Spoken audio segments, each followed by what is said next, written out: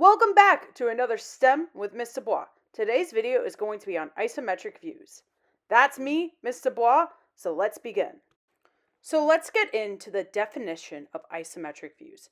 The definition of isometric views is that it's a form of pictorial representation or graphical model in which all dimensions are parallel to the three principal spatial axes that are shown in their true proportions. So if that's your face right now after hearing and reading that definition, that's totally okay. It is a big and scary definition to process. So let's break it down. So let's scratch out this big and scary definition and rephrase it into something much simpler. An isometric view is a 3D view of an object on paper. And isometric views highlight three big things: the depth, width, and height of an object, the scale, and the proportions of things in the object. Proportions is a very big word when it comes to isometric views. So let's break down what it means.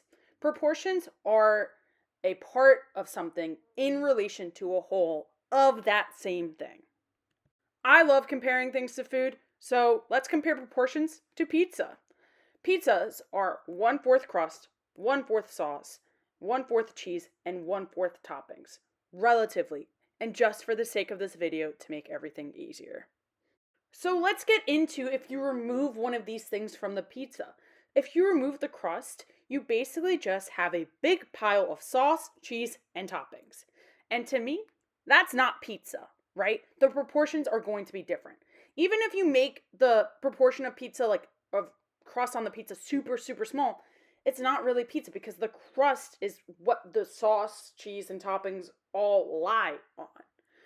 But what if you do this with the sauce? Well, if you get rid of the sauce or make it so minimal, I don't think that's pizza either, because once again, you're changing the relationship of everything in that pizza. Proportions are part of something in relation to a whole. So if you change a critical part of these four aspects, then to me, you don't have pizza. Toppings we can argue later, but let's just go with it for the sake of the video. And proportion is really important when it comes to isometric views because it helps keep the 3D view of whatever object you're making realistic. And that is the main goal of isometric views.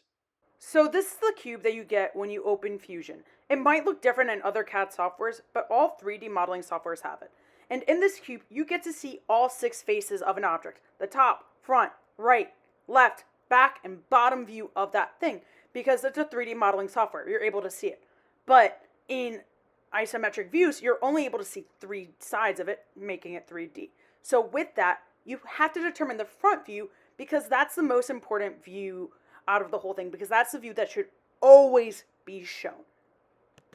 And to determine the front view of an object, you have to find what side gives you the most detail or information about that object. And here you see me figuring out and rotating around my Xbox controller because I'm trying to determine my front view. Once I determine my front view based on what gives me the most information about my object, I determine my top because my top is above the front view, and the right side because the right side is to the right of my front view.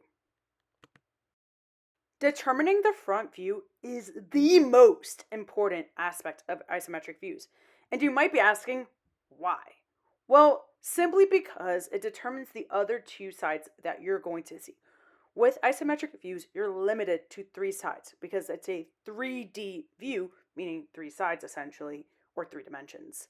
And with that, your front view, whatever is to the right of it or to the left of it, if it's to the left, and to the top of it, you have to see what gives you the most information so you can make the most accurate representation of whatever you're trying to create. Do the same thing, but with the Etch-a-Sketch, right? I'm rotating it around, trying to figure out what side will give me the most information. Therefore, I'm making that my front view. And then the top view is above it, the right view is to the right of that front view. So that's how I determine my front view. And you can even see me having a modeled version in Fusion of it saying the same exact thing for my isometric view. That was your introduction to isometric views. Thank you for watching. I hope you have a great day and a great life. Bye!